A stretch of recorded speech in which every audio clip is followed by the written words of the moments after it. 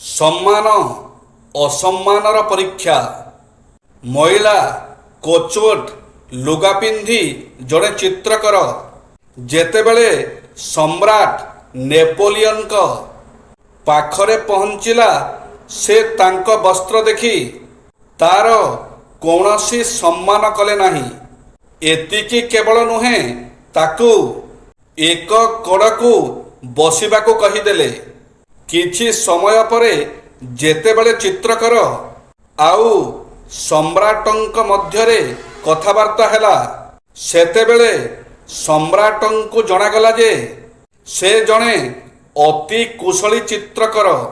କଥା ସମାପ୍ତ କରି ଯେତେବେଳେ ଚିତ୍ରକର ଯିବାକୁ ବସିଲା, ନେପୋଲିଅନ ଉଠିକରି ତା ସହିତ ହାତ ମିଳେଇ ଆଦରପୂର୍ବକ ତାକୁ ଦ୍ୱାର ପର୍ଯ୍ୟନ୍ତ ଛାଡ଼ିବାକୁ ନିଜେ ଗଲେ।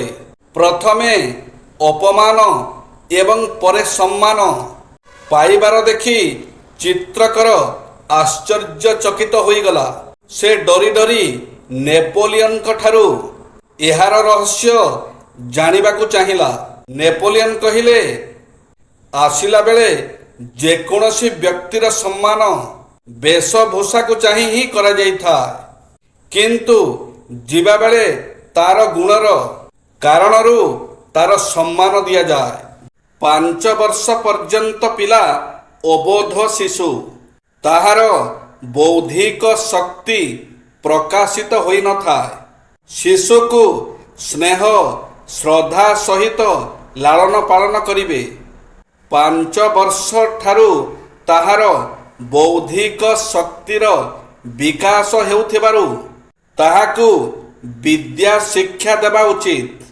ଶୈଶବ କାଳରେ ପିଲାମାନେ ଚଞ୍ଚଳମତି ହୋଇଥିବାରୁ ଶିକ୍ଷାଦାନ କରାଇବା ଓ ଚରିତ୍ର ଗଠନ କରାଇବା ଦିଗରେ ସଚେତନ କରାଇବା ପାଇଁ 10 ବର୍ଷ ପର୍ଯ୍ୟନ୍ତ ପିଲାକୁ ଶାସନ କରିବେ। କିନ୍ତୁ ପିଲାକୁ ଶାସନ କରିବା ଆଳରେ ତାହାକୁ ବାଡ଼େଇ ଆମାନୁଷିକ ଶାରୀରିକ ଯନ୍ତ୍ରଣା ଦେଇ ଏବଂ କଟୁ କଥା କହି ତା ମନରେ ମାନସିକ ଯନ୍ତ୍ରଣା ଦେଲେ ପିଲାର ଉନ୍ନତି ପରିବର୍ତ୍ତେ ଅବନତି ହୁଏ। 16 ବର୍ଷ ପରେ ତାଙ୍କର ଯୌବନାବସ୍ଥାରେ ଶିକ୍ଷା ଓ ସାମାଜିକ ଦୃଷ୍ଟିରୁ ସନ୍ତାନର ବୌଦ୍ଧିକ ଶକ୍ତିର ବିକାଶ ହୋଇଥିବାରୁ ସେମାନଙ୍କ ସହିତ ମିତ୍ର ପରି ବ୍ୟବହାର କରି ସେମାନଙ୍କର ମତାମତ ଗ୍ରହଣ କରିବା ଉଚିତ। ଦୈହିକ ପରିଶ୍ରମର ମର୍ଯ୍ୟାଦା ସ୍ୱୀକାର କରିବା ଏବଂ ଗଠନମୂଳକ କାର୍ଯ୍ୟ ପାଇଁ ପ୍ରତ୍ୟେକ ଲୋକ ଦୈନିକ କିଛି ନା କିଛି ପରିଶ୍ରମ କରିବା ଉଚିତ।